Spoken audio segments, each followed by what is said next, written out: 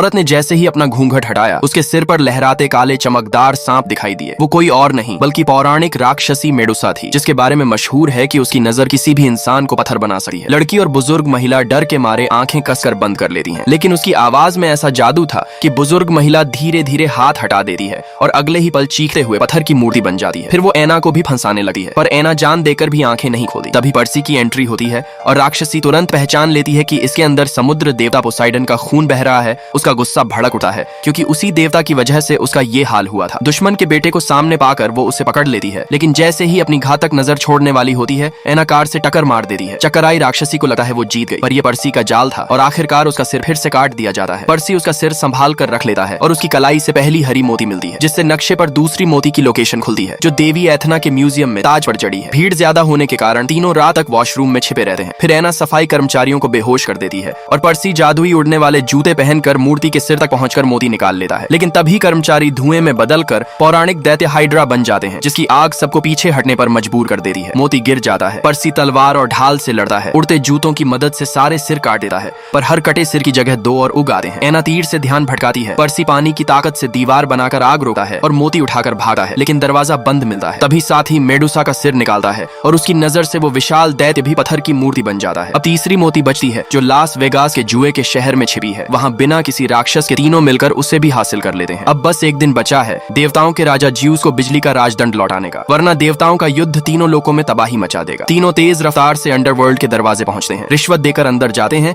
और अनंत नरक में पर्सी अपनी माँ से मिलता है, जहाँ उसे पता चलता है कि ये सब एक गहरी साजिश का हिस्सा था। लाइक सब्सक्राइब कर देना भगवान, आपको बहुत खुशी देगा।